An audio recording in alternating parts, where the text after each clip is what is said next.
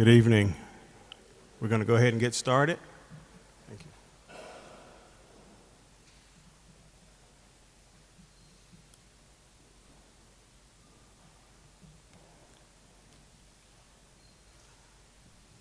On behalf of the Board of Directors, staff, and clients, we welcome you to the second annual Georgia Works graduation. Thank you so much for taking time out of your busy schedules to celebrate with us. Over 70 men who have gone from homelessness and dependency to self-sufficiency over the past 2 years, exactly 78 men. What you, our guests, are about to experience in this next hour will be both inspiring and uplifting. To the Georgia Works men, alumni, current graduates, and current clients, I am so very proud of you. To get to this point today was a result of thousands of hours of hard work, sometimes making mistakes, sometimes being a little frustrated on this journey, but you continued to work hard, taking personal responsibility while allowing the philosophy and values of Georgia Works to shape and change the way you think, change your hearts, and more importantly, change your actions. You came to believe that if you got up every day and you did your best, if you were accountable, that your lives would change. For 78 men, and many more in the near future, change did come, and you are now Georgia Works men. At this time, I'd like to introduce a man whom I have the utmost admiration and respect, the founder and chairman of Georgia Works, Mr. Bill McGann.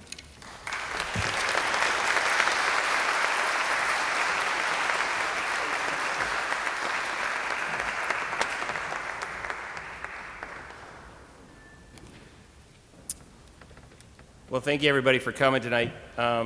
Hopefully you can hear me. We're going to move this along and be done in about an hour. I respect everybody's time. Tonight we're here to celebrate. This is a celebration, so feel free to interrupt me with as much applause as you'd like.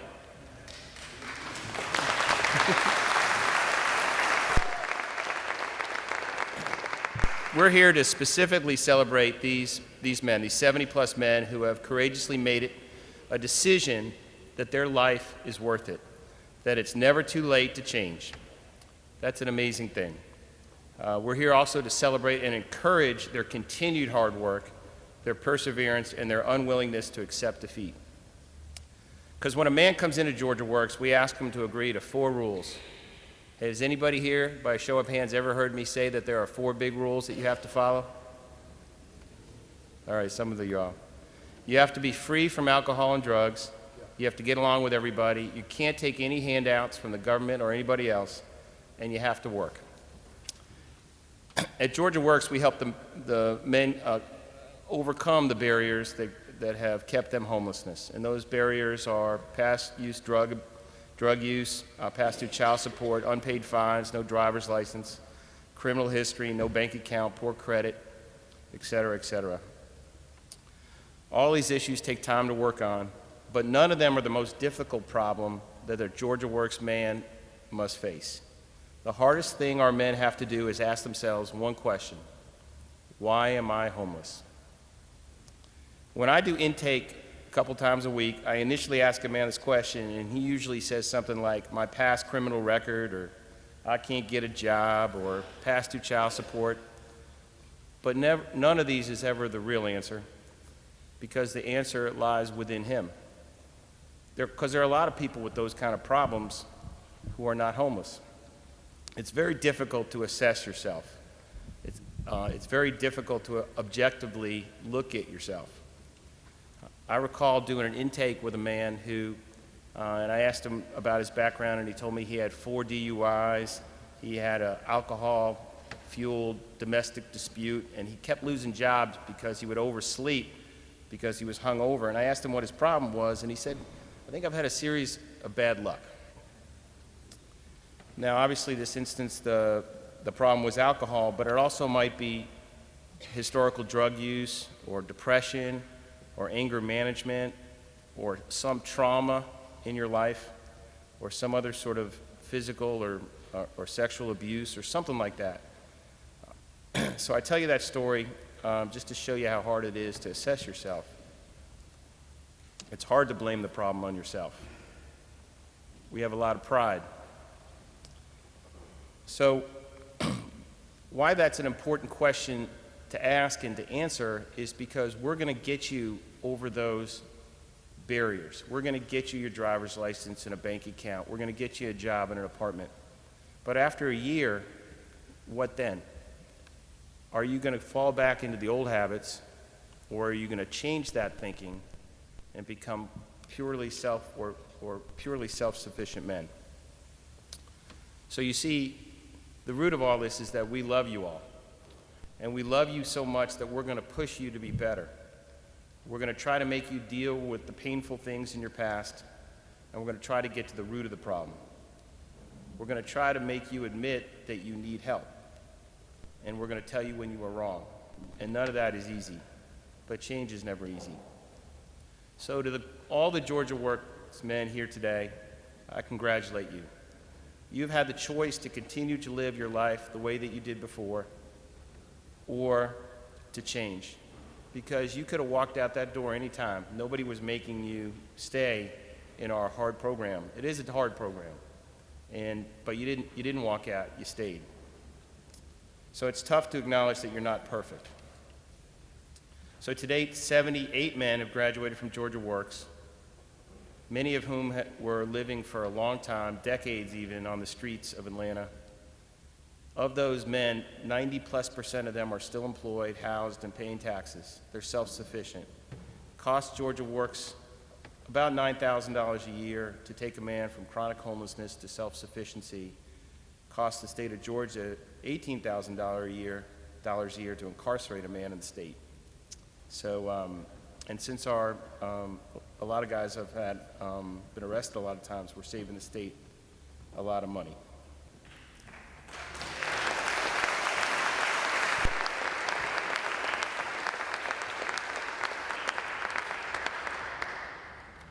Try to be short here, but I have a lot to say, so I apologize.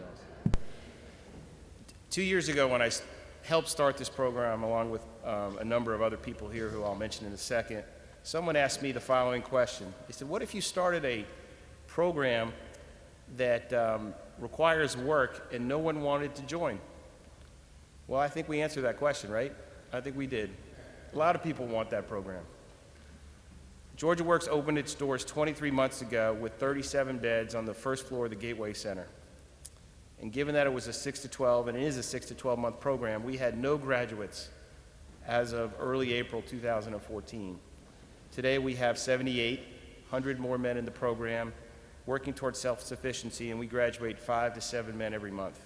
They move out into their own jobs, apartments, and no longer taking any handouts from anyone. There are two special moments that I'd just like to talk about before I get off the stage here that strike me every time. The first is when a chronically homeless man gets hope. This happens about 60 or 90 days into the program, when a man comes in and he has all these, what he thinks are insurmountable problems, but then they start to get solutions for them. He thinks, well, you know, I owe $20,000 in past due child support. I can't get a job because I have a criminal record. I have horrible credit. I have liens on my driver's license of $1,000 or $2,000 in fines. I've got lingering health problems and the like. And then we start chipping away at those problems. We get him his ID, we get him a bank account. We get rid of the fines. Through his hard work, he gets rid of the fines.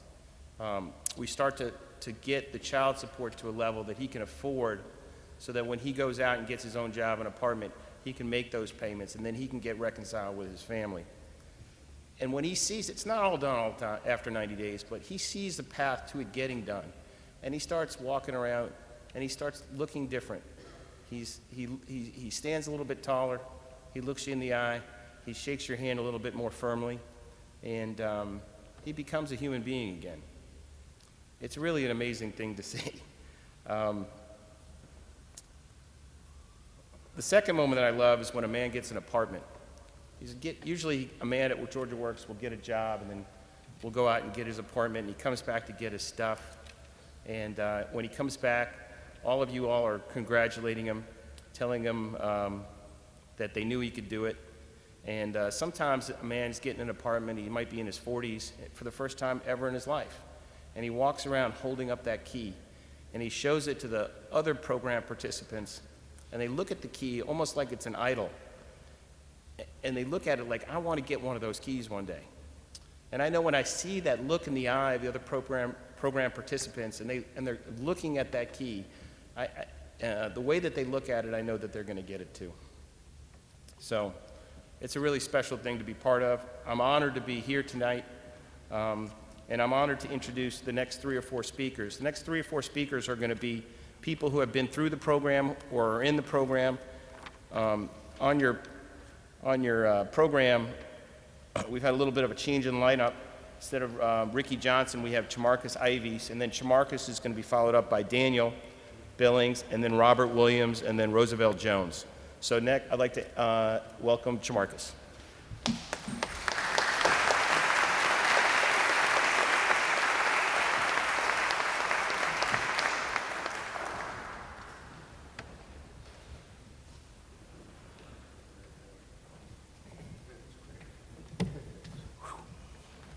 How y'all doing?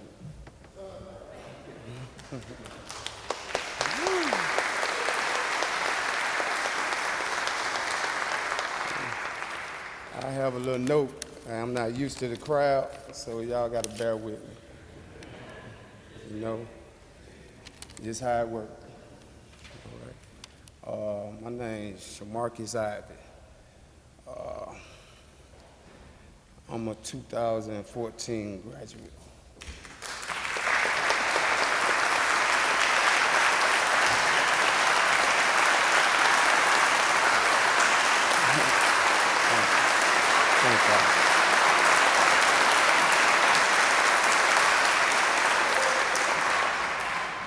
And I'm also clean and drug-free.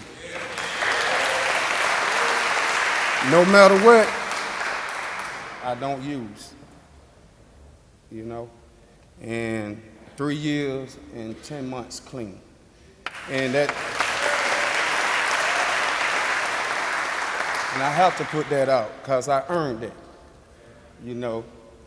And my higher power gave it to me to carry on and be a part of Georgia Works. And I'm a Georgia Work man, and it shows all great character as being in being NA. Like I said last year, it ties in together. It truly ties in together with them principles, them tools, humility. I mean, you might have jobs that you don't like, but you got to look past the hands. Got to look past the hand. I see hope in y'all. I was just like y'all. And I have to put that out there, you know. And most important, I'm a father.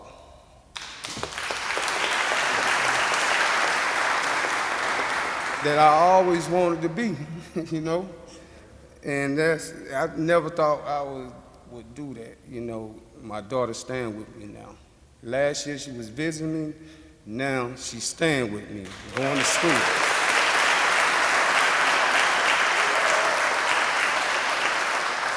And it's through Georgia Works because it taught me how to be manageable with the little bit that I have. You know, it taught me how to work with a little bit. Put something aside, like Bill was saying, give you a bank account. I ain't never had no bank account. I always carry cash. And then I'd be wondering where the cash went. And I look at that card now, I ain't messing with it. Like you said, you got to change your thinking process. And it really helps carry you on, and I have goals, and I want things in life now. And I remember them pains. When I go around cleaning, when I was cleaning up the streets, I was looking at me. I said, I don't want to see that pain. And there's going to be some more guys like y'all going through it, as long as I'm here. And it was a reason why I'm here. It was a reason to carry the message to the addict that's still suffering, you know. I have to put that out there because that was me, you know, and it took great character of guys, a puzzle to help me, you know, get to this process, you know. And I'm also employed with Georgia Work as a site supervisor. I was a year, they put me on a program, they put me on let me lost a word, but it's coming from the heart. You know, they put me on a work assignment. And they ended up hiring me permanent. I stayed there a year, I did so good, and they hate that I left because through the work ethic that I put out there. And Phil, he been seeing the good in me, but he have to see the process, what he developed through you, or the principles, or what the staffs, what I'm saying is the case manager, all of them is a big part of it. The people who are behind you, they are helping you to get yourself together. And what it did, it developed me once I got to that job. Now I can be able to be manageable. I ain't had my place in 18. I ain't never had a place. I had a place one time, and that was in 18 years. You know what I'm saying? My own place, like you were saying, to keep. I ain't got to worry about somebody pulling me out, laying on the streets. Laying on them streets, man. You know what I'm saying? I was home for a month. That was, you know, and I still, it touched me. You know, a man can cry. If he don't cry, that means he ain't felt the pain yet. You got to understand the pain, to understand what I'm going through. You know, and I feel good right now. I'm in a good space right now. I can go home and smile. I can, like he said, I can hold my head up high and say, and I wear this tag, you know what I mean? I wear this. I feel good about this.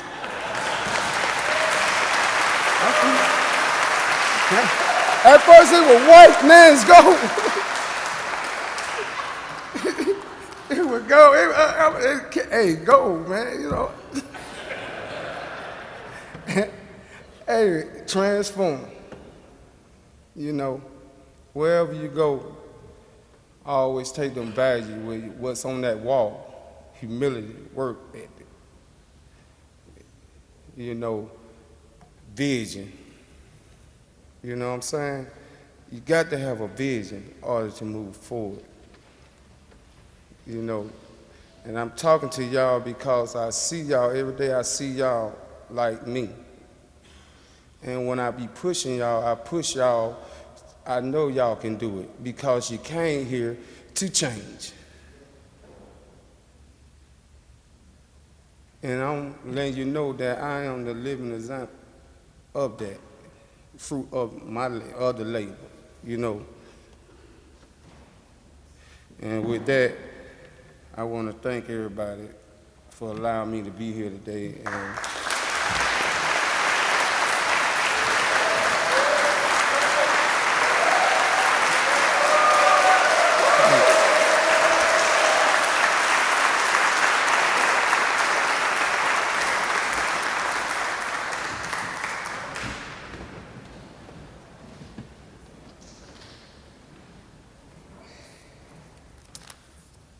I'll be brief because I'm not so great at real long statements. Thank you, DeMarcus. I'm going to talk a little bit on identity.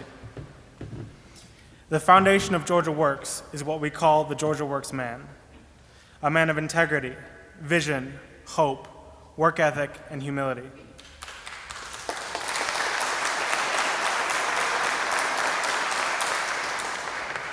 We all have these things within ourselves, sometimes underused and long forgotten. Georgia Works gives us the opportunity to cultivate and exercise these things and to help mold and shape us into the upright men we can become. So long as we have the willpower to strive forward, Georgia Works will provide the tools so that we can achieve our own success, not an ephemeral success gained through the achievements of others.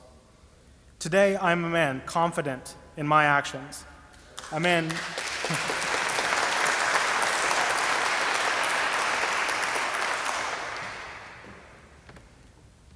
a man who is achieving goals and starting through life unbroken and free of the shackles of poverty and despair.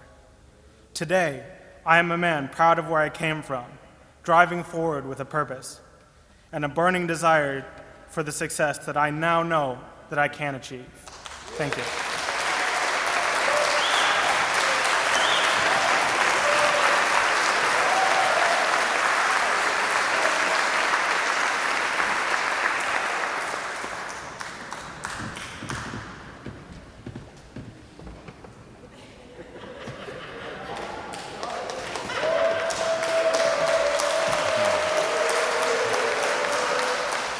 Hello, everybody.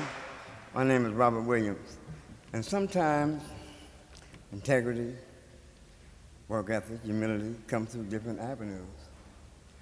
When I first came to Georgia Works, I had long dreadlocks. Therefore, I was against the system. I thought different. I didn't take responsibility or decision-making serious. I thought things was going to happen the way I wanted it to happen. And my life was upside down. Then I came to Georgia Works. And the counselors and everybody there, Rodney, change your thoughts, change your heart, change your actions, and the rest will follow. Ivan, have a vision. Understand that it's not always going to go the way you want it to go. But you got to realize that sacrifices happen, but you don't get off your stride. Ivan, Don, Zach, always have a higher power. Always think positive. Things happen when you think positive. When you think negative, negative things happen. Last but far from least, Mr. Hunter. He's the guy that is the hammer that drives the nails. You don't like him when you first meet him. And the reason you don't like him is because he's serious about the Georgia Works man, about discipline, about making sure that you bring out the best in yourself that he sees. You might not see it. He tricked me one time. I had been asking him 1,000 times to send me to a certain assignment. Him and Al. No, wait, no, wait. So one night, he called me. He said, Robert. He said, you want to go to the Ritz-Carlton? I said, certainly, you know I do. So I went there.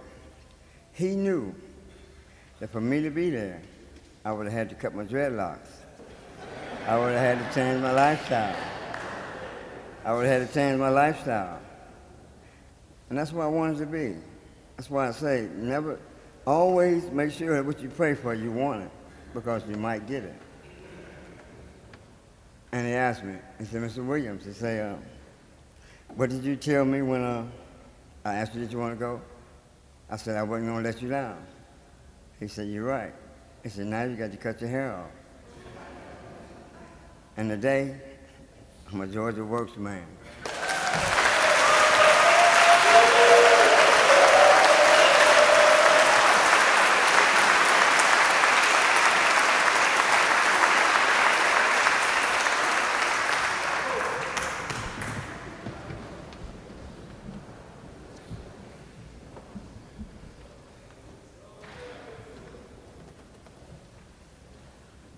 How's everybody doing tonight? Right. First and foremost, to God be the glory. A little bit nervous. Kind of hard to follow all those guys up. Man, you know, so many memories of all of us guys here in Georgia Works. You know, when I first came to Georgia Works, I always like to tell this story with a backpack on my back. And after going through the program, it's like I'm wearing my future on my chest now.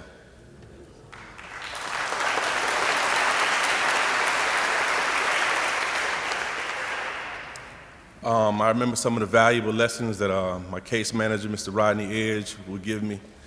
Like the brother tried to say, change your mind, change your heart, and change your actions.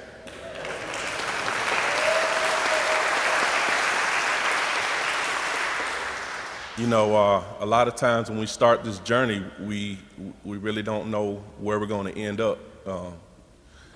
And I remember one time I was sleeping outside somewhere on a bench or something like that, and the guy, he was getting ready to open his business, and you know, I asked if I could get a job there. Well, he was going to hire me, but you know, just due to certain circumstances in my life, things changed. So I went to the CVS and I got a gift card, and I never knew who wrote the saying, but on the saying it said that the journey of 1,000 miles begins with a single step. And I think about where life eventually took me, and eventually where I wound up. And I think that part of that process was because I had so many of you guys to look up to, man, you know. Although I was what they call an RA, which is a resident assistant, so many of you inspired me, and I hope that I was there enough to inspire you guys to take it to the next level, to take it to the next step. I'm not going to be too long, I'll be a little bit brief. I can get long-winded. My family, my brother, my sister-in-law know that best. I can really talk a long time. But I just thank Mr. Hunter. Thank you, Mr. Hunter. I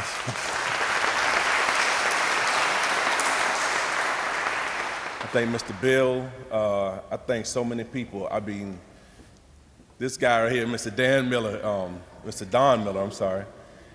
He said one time, and I think I'm gonna end on that note, don't allow someone else's fear to become your reality.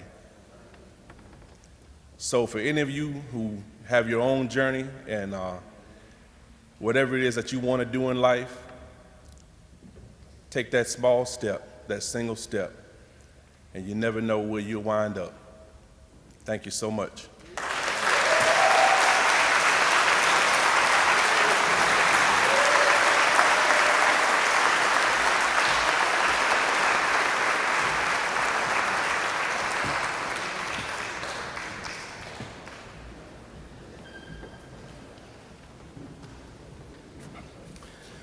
I told you this was going to be a lot of fun.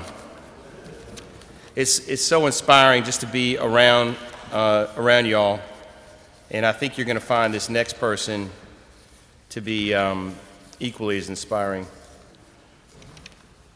Chalisa Fierce. Remember the name. It says Chelsea in your program, but it's Chalisa Fierce. Chalisa Fierce is determination personified. She's a young lady sitting right here, very small, seemingly. When I first met her, it was like meeting someone, it was like meeting a tornado, really. When Chalisa was in the 4th grade, her mom was diagnosed with cancer, and this created turmoil in her family's life. It was her mom and 4 children at that time. Chalisa went to live with her grandparents in Mississippi for a little while, but then she came back to join her mom, and Chalisa and her siblings were homeless. She spent the ensuing 5 or 6 years homeless. She lived in shelters, cars, cheap motels, maybe outside a couple times that she doesn't really want to talk about. For a month in her junior year, for example, she lived in the lobby of the Gateway Center on the floor on rolled out plastic mattresses with her mom and her 3 siblings. I just point that point out because we all know what kind of zoo the lobby of the Gateway Center can be. And that's where she lived, going to high school every day.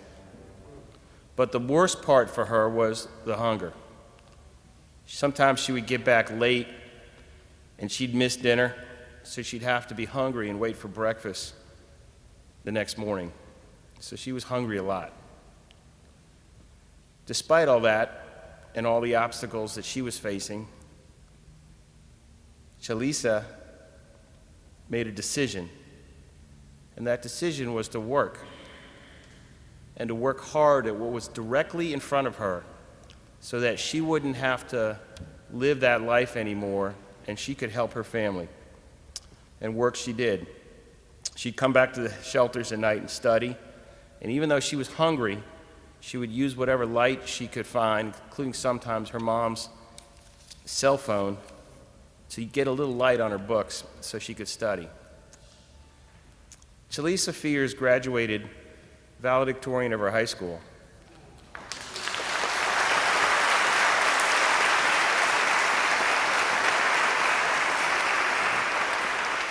With a, are my kids here? They're in the back, okay. With a 4.5 grade point average. She's made, yes, give her a hand.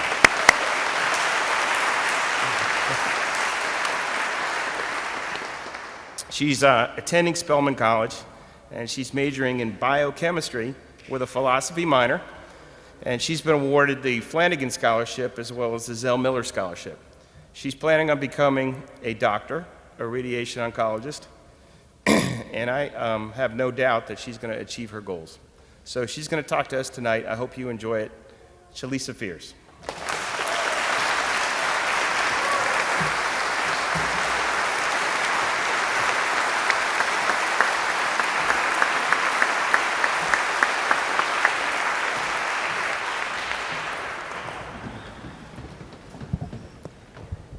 Thank you so much for allowing me to be here. And thank you so much to Mr. McGann for that wonderful introduction. He basically said everything I was going to say, but it's okay. But I remember when I was in the 4th grade, I was listening to Aaliyah's I Miss You come on the radio, and I cried. I cried because I thought my mother was going to die that day. And I was just sitting there, and I thought I would never see her again. I thought I would never see my brother and sister again. But I did see her again, and thankfully she's alive and well. When I came back, of course, we were living in a transitional home. And my sister and I, we would go to school. The kids were picking on us all the time. They say, you live in a foster home. You don't have the best clothes, you don't have the best shoes, the best jewelry, anything. But I still decided that I was going to take care of my education, do what I had to do in order to succeed. All the other freshmen would always talk about our clothes, our shoes, but that didn't faze me. I remember when I was in 9th grade, we had a pre-freshman program. And I said to everyone in there that I'll be valedictorian. I was still homeless, I was still going through my situation, but I knew that I had to do what I had to do in order to get out. After we stayed at the transitional home, we went to the Salvation Army, and we were cramped in one little room, and sometimes we didn't have any food. And so my mother was tired of the strict rules that we had to live by, so we went elsewhere. We couldn't find a shelter on the weekends, so we actually had to stay in our car. And my mother would have little cakes that we could have, but we never had a full meal, so sometimes we had to deal with hunger. But I also remember staying at Gateway. I remember the first night that I actually stayed there. We got there around 7:30, so we had missed the time to sign up for the showers. And I got on the bus, I got down there, and I was sitting there, and I was trying to go to sleep, but I couldn't go to sleep. It was a restless night. The kids were crying, the babies were screaming, and people on their cell phones. And I got up the next day, and my sister and I went to go take the bus to go to the storage where we kept all our things at. And we were on the bus, and this guy was like, you smell like, somebody smells like pee. And I knew he was talking about us because we didn't have an opportunity to shower. That night, I did have the opportunity to shower, but we used the soap that the shelter had gave us. And the next day, my skin was cracked, it was burning, and I just had a rash all over my arms. But I didn't let that faze me. When I was in my junior and my senior year of high school, I actually took college courses at Clayton State University. And during that time, I would catch the bus, and my classes started at 12:30, and I wouldn't get home until 10:30 at night. And during that time, there was never any food. It wasn't free like it was in high school, but I still made it work. My sister, she was also a hard worker. She graduated salutatorian of her class at Carver School of Technology. And I got all of my...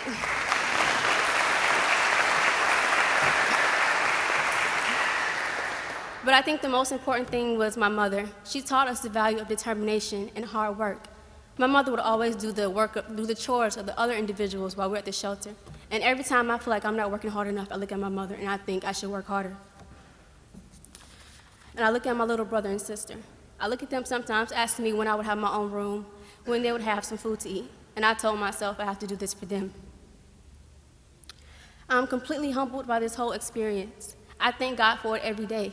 I came to Spelman, I saw so many young men, so many young women. They had everything that they could ever wish for, but they were always complaining about the food, the bed. I'm like, honey, you got a bed, you got some food, you should be happy. So, but yeah. And I know what it felt like to be looked down upon. Everybody would talk about us. I know what it felt like to live in secrecy. I couldn't have my friends over like normal kids could. I didn't have a cell phone, didn't have a car. Still don't have a driver's license because my mother didn't have a car to teach me how to drive. There's so many things I had to live without, but I remembered that I always thought about my education and my future. I would never let my situation get the best of me. I was not about to be a statistic. I was not about to let my struggle be my downfall. Instead, I let it be my blessing. I don't regret anything. This was God's destiny, and he gave this challenge to me because he knew that I could handle it. I didn't have the best of everything, but I had a whole lot of faith. People ask me all the time how I persevered, and I tell them that my faith never wavered. I never worried about where God was when I walked in and out of those shelters. I knew he was right there carrying me. I felt like I needed a little bit more of him, but he gave me just what I needed. Sometimes I wanted more than what I had, but he gave me what was necessary. Sometimes I wanted him to be there right on time, but he was never a day late or a dollar short.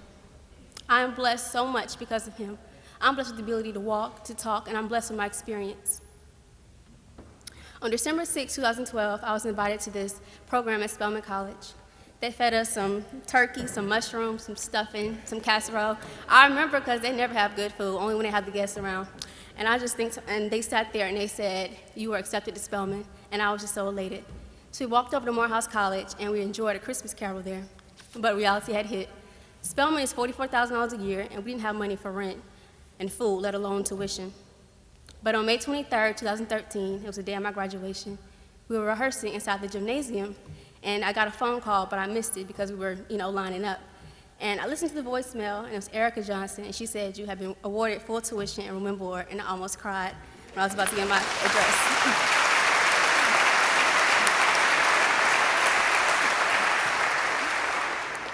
I say all this to say to never give up.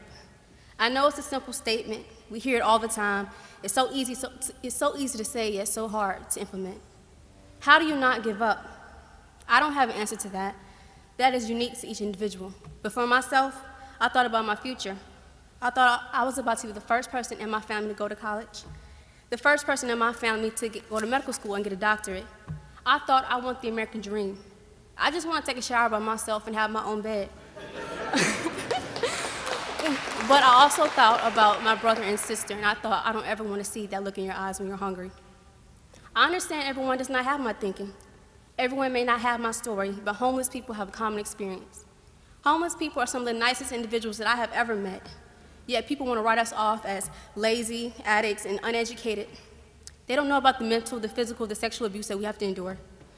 They don't know about our inability to get a decent education because we're just worried about surviving. I remember I was in high school, my freshman year. Throughout my 4 years in high school, 4 of my friends got shot and killed. But I didn't let that hinder me. Do not let anyone determine where you will go in your life. Everyone in here is more than capable. I may not know you guys, but I know that God only gives his toughest battle to his strongest warriors, and he put you in the front line because he knew you would prevail. I'm about to go sit down. But I just want to say this. You are worth it, more than you know. You will overcome, and I have faith in you even if you don't.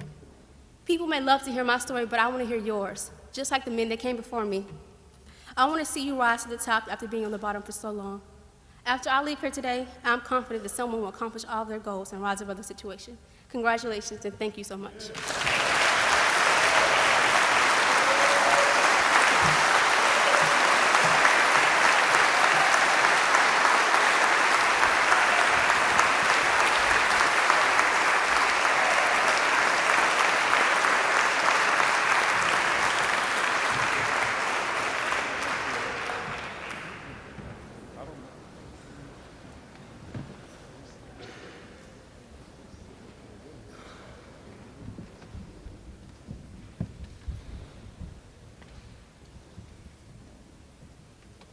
This moment, I'd like to introduce one of our board members, a good friend, Mr. Jack Harden.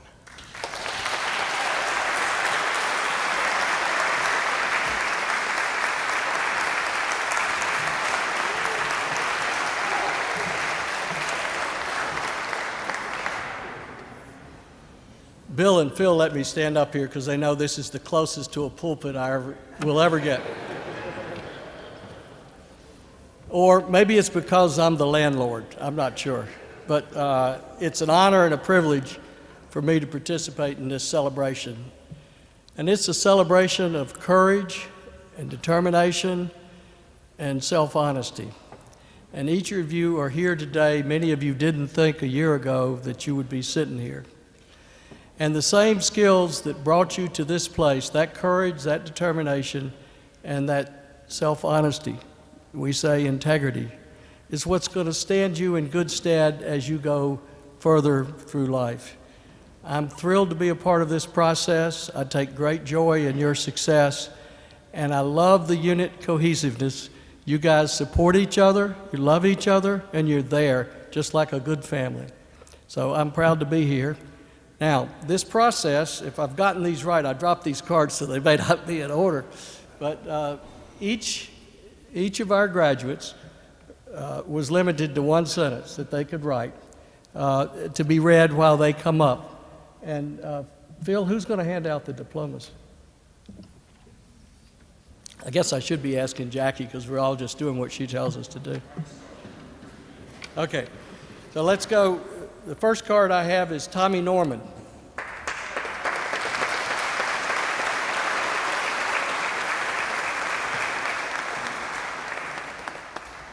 I don't know if you know what's happening, but this is the staff that supports these men and the caseworkers.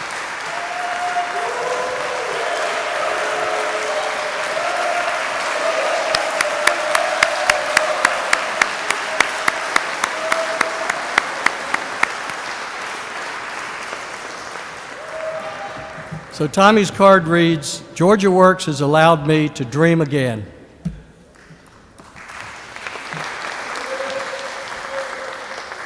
Roosevelt Jones.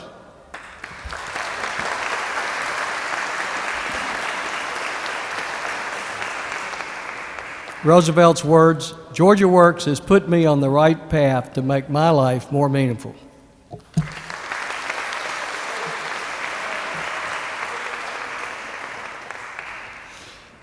Daniel Billing.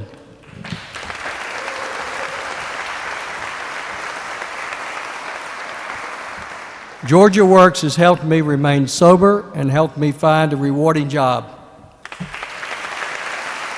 Robert Williams.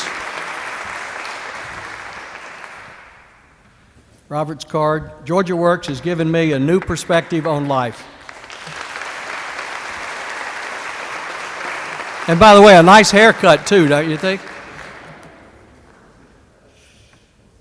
William Anthony. Georgia Works has given me back my hope.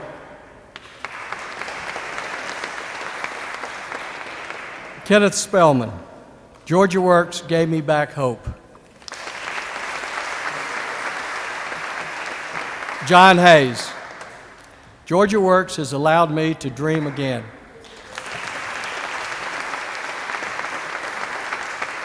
Philip Turman. Georgia Works has changed my whole lifestyle.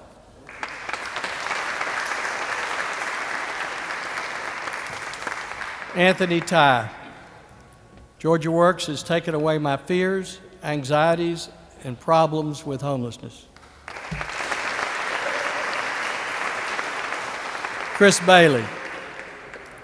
Georgia Works has made me a better man.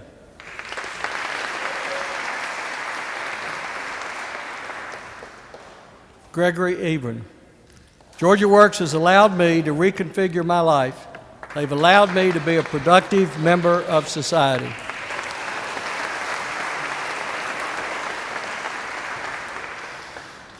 David Cook.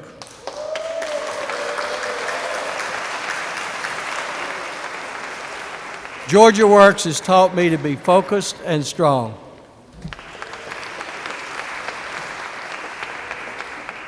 Daniel Lupu. Georgia Works has changed the way I think and feel. Jeffrey Fullwood. Georgia Works has given me hope back.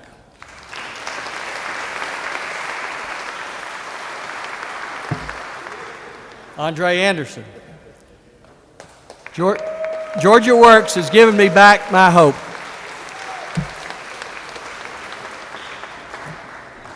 Harold Ball.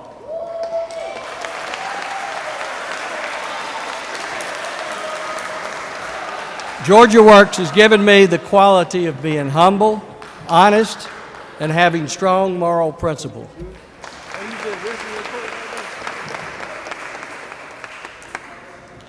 David Weems.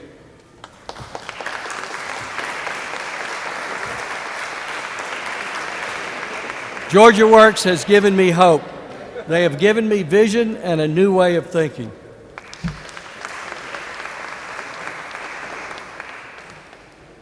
Kevin Atkins.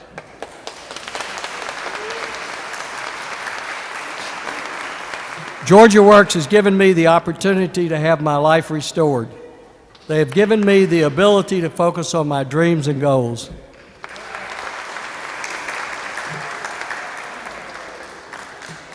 Aaron Spencer. Georgia Works has given me self-respect. Richard Milner.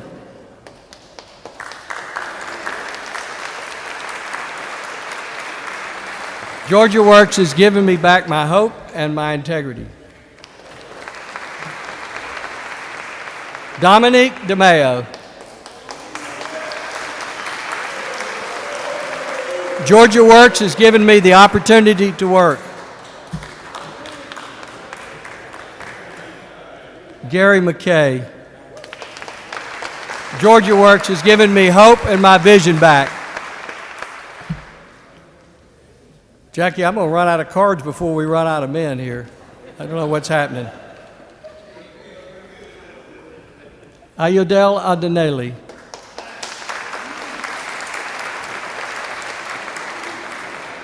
Georgia Works has allowed me to work on myself while giving me hope and strength through faith.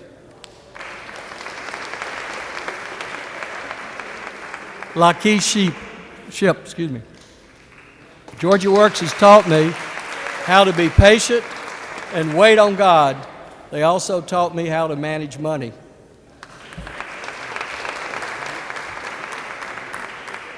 Jeffrey Solomon. Georgia Works has helped me regain my structure and balance.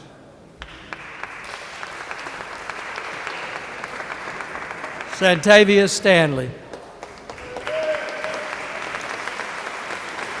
Georgia Works has made me a better man. Garfield Davis.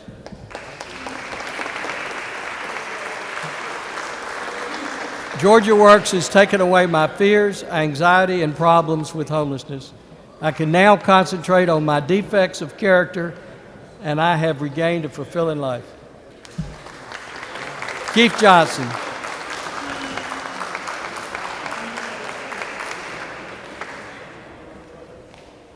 Georgia Works gave me back hope.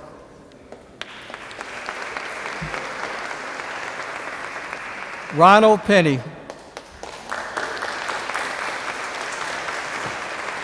Georgia Works has taken me to the next level of self-sufficiency and personal responsibility.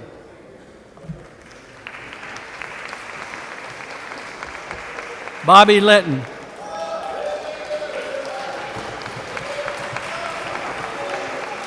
Huh? What about him? Georgia Works has given me a new perspective on life.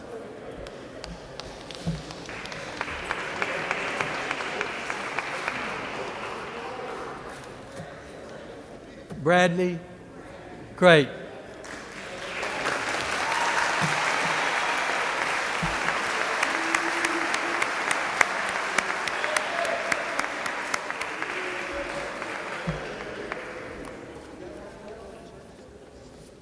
Ladies and gentlemen, I give you 55 Georgia Works men.